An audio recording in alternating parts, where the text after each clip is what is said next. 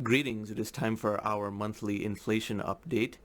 This month's inflation update brings us back to my familiar matrix because inflation has been proven as a major tool that the media uses to make people angry and frightened. And even if inflation is going down, the media doesn't want to give it up. And weird narratives about how the world is much poorer than a century ago because of supposed hyperinflation for the last 100 years are going on because the media has found the scare fuel that it has been seeking. And unfortunately, too many people are vulnerable to it. Even people who think they know that the media is rigged against them, also known as conservatives and libertarians. They're in fact the worst perpetuators of this false hyperinflation narrative, as I'll talk about in other videos. Now my matrix over here is multidimensional for the reason that we have to take a variety of measurements to see what the holistic inflation structural situation is. That is how we get around claims that inflation measurements are rigged and manipulated, because we are taking measurements based on things that are freely traded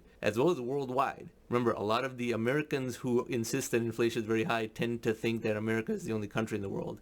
Academically, they know it's not, but when this narrative comes up, they magically tend to forget that. And so I need the 10-year compound annual growth rate of the US CPI, the 10-year compound annual growth rate of the Goldman Sachs Commodity Index, and the 10-year US Treasury yield to all be above 3% at once. If only one of these is above 3%, the other two are not, then no, inflation is not structurally high. That still comprises a noise level amount of inflation fluctuation. And the most important measurement of these three is always going to be the Goldman Sachs Commodity Index, because it prices commodities worldwide that are freely traded. So it's worldwide, and it's a basket of freely traded commodities. Therefore, the claims that it is rigged are just ridiculous and have to be rejected immediately. We all know that oil prices are much less expensive than they were even 12 years ago. Gold is also the same price as 12 years ago, and so forth. And the 10-year U.S. Treasury yield is more a measurement of future rather than past inflation, but it does affect mortgage payments and things like that. Therefore, it is one of the three legs of this stool.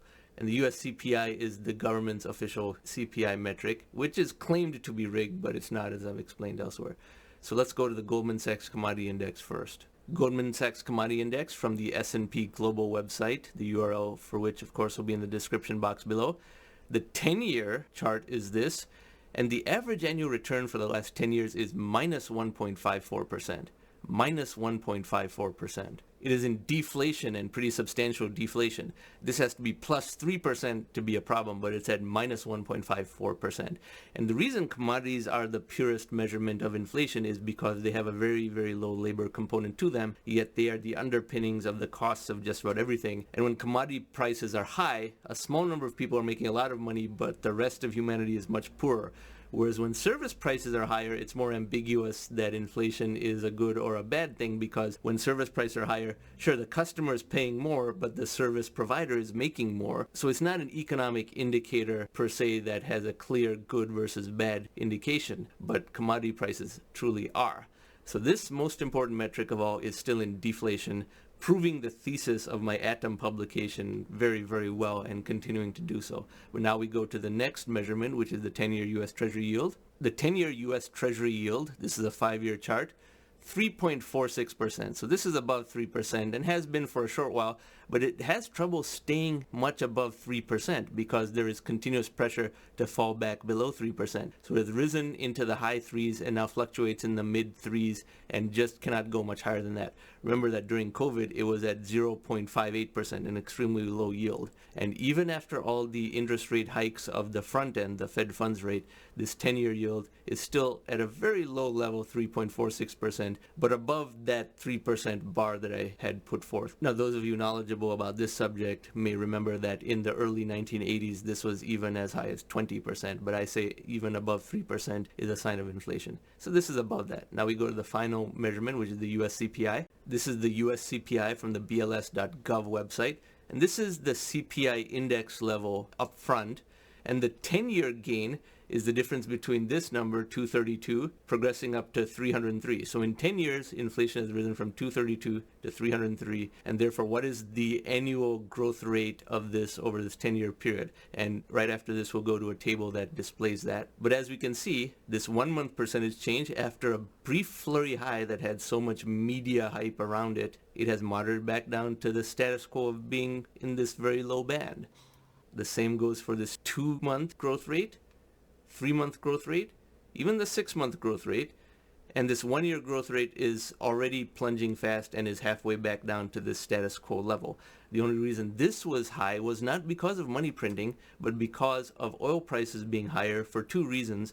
The Biden administration was obstructing U.S. domestic oil production, also known as fracking, and the war between Russia and Ukraine made world oil prices higher, and that was the only reason for even this temporary blip. But this is receding pretty far into the past. Now, another way to look at this U.S. CPI is to go to this table that I made. I have displayed this table for all of the last few months, and this table converts all of those varying time windows into an annualized rate, because some people think only an annualized rate matters, but they only say that when it's convenient to their narrative, because for them, believing in high inflation is not a data-driven belief, it is a religion. And from the most recent data that we just looked at, the 1 month CPI gain of 0.4% annualized is 4.9%, but these short time windows can be very volatile. There will be some months where this is negative as well. 2 months, 2.4%, 3 months, 3.2%, 6 months, 3.4%, because the 6-month window squared is the 12-month time frame. 1 year, 5.0%. It was as high as 9%. It's already fallen to 5%, as we just saw from that chart where the inflation value was declining. 2 years, 6.3%, 3 years, 5.8%, 5 years, 3.8%, and 10 years, the one that translates to my matrix, is still 2.7%. So still considerably below the 3% threshold and having trouble going above that. As we saw, there was 30.6% inflation over 10 years, so that is 2.7% per year. There was 20.7% inflation over the last 5 years, that is 3.8% per year. So now we go back to my matrix. So we saw all three today, May 12th, 2023. The US CPI 10-year compound annual growth rate, Goldman Sachs Commodity Index 10-year compound annual growth rate, the most important measurement of all, and the 10-year US Treasury yield. And the results were 2.7% for the US CPI, so still below 3%, minus 1.54% for the Goldman Sachs Commodity Index. Proof that technological deflation is a very pervasive force across the economy. And only the 10-year US Treasury yield is slightly above 3%, and perhaps not for very long, but this is the one that is above 3%. So only one of these three measurements is above 3%. I need all three of these to be above 3% before we should consider inflation to be problematic. If all three were exactly 3%, which never happens, but if all three were exactly 3%, I would actually say inflation is optimal for technological disruption, and sufficiently far away from deflation, because deflation is very problematic, whether you have debt like a mortgage debt or whether you want technological progress to be fast. Deflation is problematic for both of those.